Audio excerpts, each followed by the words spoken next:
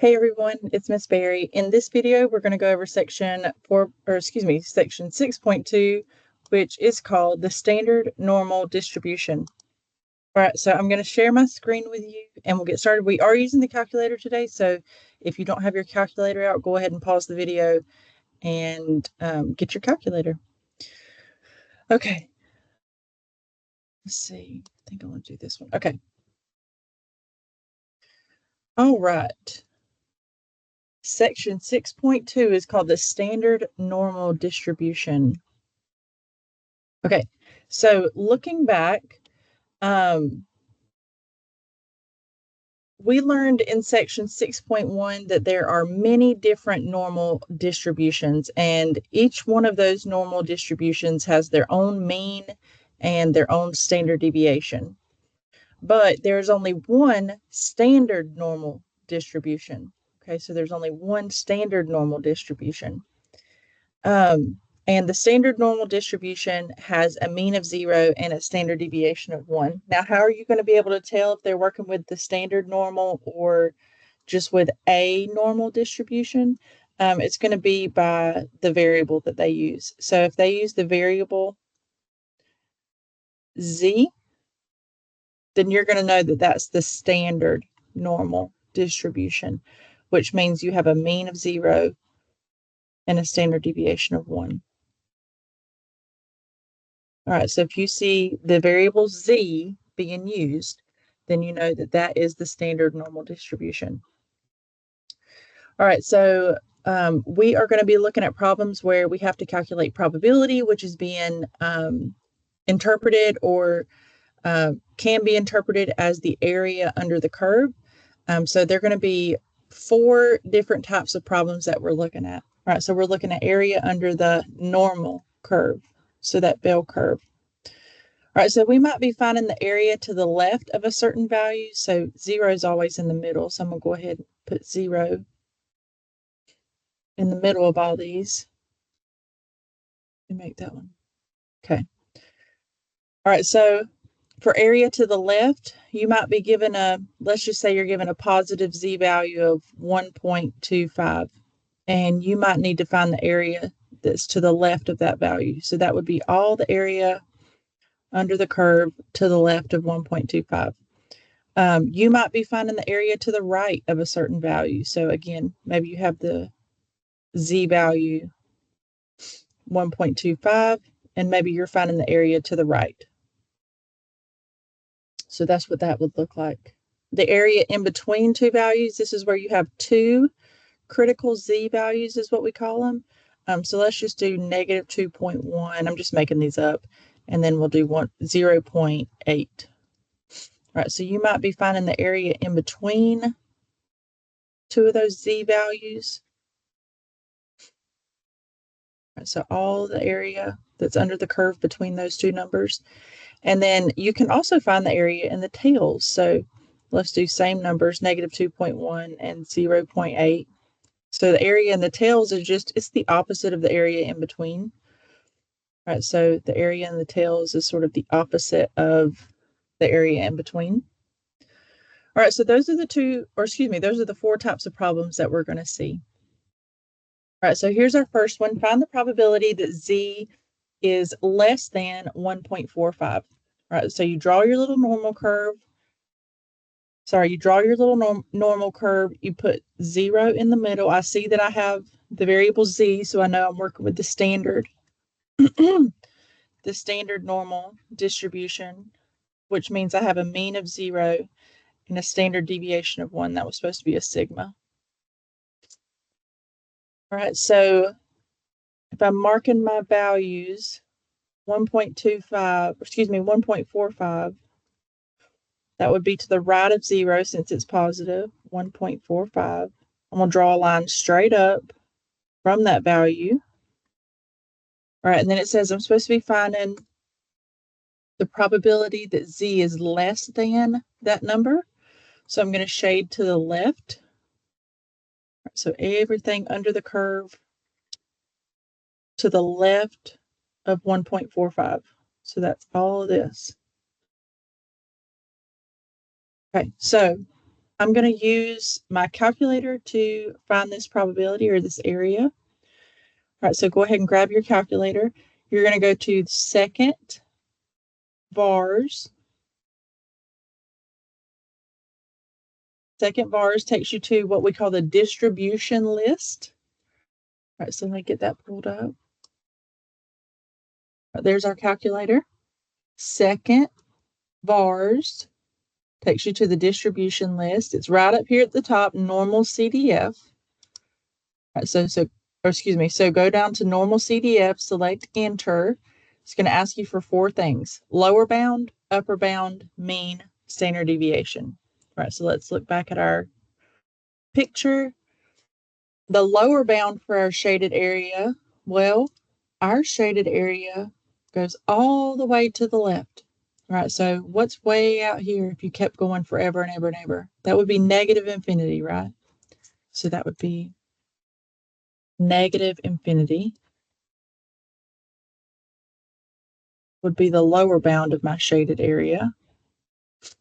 And then it wanted the upper bound of the shaded area. Well, the shaded area goes all the way to 1.45. So that's my lower bound. This is my upper bound of my shaded area. All right, so let's go back to our calculator. Our lower bound for our shaded area was negative infinity. We don't have a symbol for negative infinity on our calculator, so we're just going to pick a really big negative number.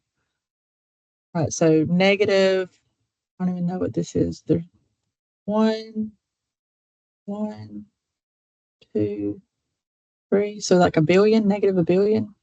You could even do, I mean, negative a billion is extreme. You could even do negative 10,000. It would be fine. All right, so my upper bound of my shaded area was 1.45. My mean was 0. My standard deviation is 1. So now I'm just going to go to paste. It's going to paste that onto my home screen, and then I'm going to hit enter again to run it. And there's my probability, or my area under the curve. 4 decimal places would give me 0.9265. Right, 0.9265.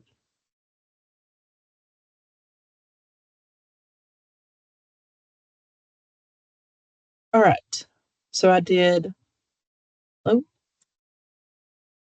sorry, lower bound, I did negative 10,000. Upper bound, I did 1.45. Mean was 0. Standard deviation was 1. And that came out to be, naturally, I've already forgot.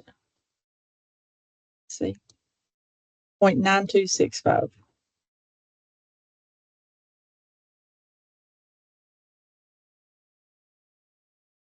Okay.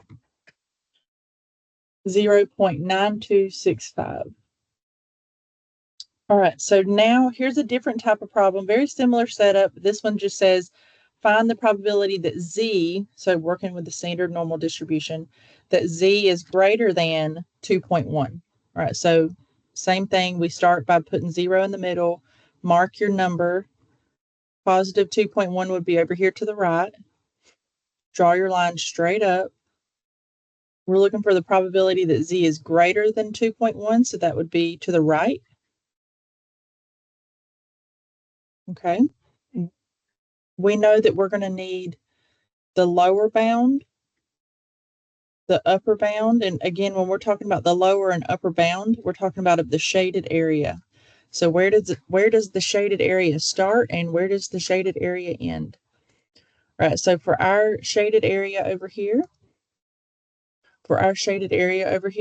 it starts at 2.1. So that's going to be our lower bound. And then our upper bound is going to go all the way to positive infinity. So we're just going to pick a really big positive number. All right, so starts at 2.1. We'll just say 10,000 for our upper bound. Really big positive number. Mean of 0, standard deviation of 1. All right, so let's grab our calculator. We'll clear out our screen. Always good to start off with a clear screen. All right, so I went to second vars, going down to option number 2. Lower bound was 2.1. Upper bound, really big positive number. 0.1 is still correct. So then I paste and run. And there we go, 0.0179. 0.0179. Okay, 0.0179. All right. So that was area to the right. This one is an area in between. All right. So we have find the probability that Z is in between 1.25 and 2.31. All right. So I covered up part of my probability statement, but it's okay. I'm going to remember those numbers, 1.25 and 2.31. Okay. So zero's in the middle. Here's 1.25. Here's 2.31. We're going in between those values. All right, so shade in between. Very small little chunk here that we're looking for. We're not expecting this probability to be super large because we see it just covers a little sliver. It only covers this little sliver of the graph. All right, so again, we're going to need those four things. We're going to need a lower bound, an upper bound for our shaded area, and then a mean and a standard deviation. All right, so our lower bound for our shaded area starts right here at 1.25, so that would be the lower bound. And then the upper bound, that's where the shaded area ends, so that's at 2.31. All right, so 1.25, 2.31. Mean is still 0, standard deviation is still 1 because I've got that variable Z. All right, so let's grab the calculator, clear out our screen, second vars, normal CDF. All right, so our shaded area went between 1.25 and 2.31. 1.25, 2.31. Whoops. 1. Okay. Mean is still 0. Standard deviation is still 1. Paste, and then hit it, enter again to run it. And there we go, 0.0952. 0.0952.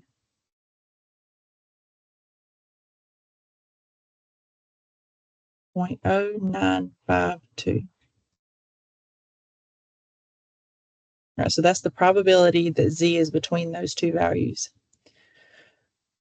All right, in our last problem, we're looking at area in the tails. So find the probability that Z is less than negative 2.5 or Z is greater than 2. So these are really easy to spot, the tails problems, because they look pretty unique. So we're looking to the left of negative 2.5 and to the right of 2. All right, so let's mark those numbers. Negative 2.5 and positive 2. All right, draw lines straight up from each of them. We're looking for the probability that it's less than negative 2.5 or greater than 2. All right, so this one, there's a couple of ways that you can calculate this probability. You can calculate this piece first and then come in here and calculate the chunk on the right second and then add them together. So you can do that. That is, I would say that is the long way. A shorter way to do it is to remember that the total area under this curve, excuse me, let me do my laser. The total area under this curve is 1, which means that the shaded area plus the unshaded area has to add to 1. All right, so shaded area plus unshaded area has to add to 1. The total area under the curve has to represent 100% of the possibilities. So 1 is equivalent to 100% here. All right, so if the shaded area plus the unshaded area has to be equal to 1, then we can just find the unshaded area, which is this part in between, and then subtract it from 1 to figure out what the shaded area is. So we're going to find, we're going to go over here and we're going to find the unshaded area. So we need a lower bound, an upper bound, a mean, and a standard deviation. All right, so if we're just looking at the stuff in between our previously unshaded area, then our lower bound would be negative 2.5 and our upper bound would be 2. So if we're going in between these values, and then of course our variable is z, so we're going with a mean of 0, standard deviation of 1. All right, so let's pull our calculator up. Let's clear out our screen. Okay, second bars, go to normal CDF, lower bound negative 2.5, upper bound 2, whoops, not 3, 2. All right, then paste and then run. All right, so the area in the middle is 0.9710. 0.9710 in the middle. 0.9. Oh my gosh. 9710. All right, so to figure out if we know that the unshaded area is 0.9710, shaded area plus 0.9710. So shaded area plus 0.9710 has to equal 1. That was supposed to be a 1. All right, then we just subtract that unshaded area to figure out what the shaded area is. So 1 minus 0.9710, 1 minus 0.9710. All right, so the tails, we have 0.029. 0.029 is the area in the tails.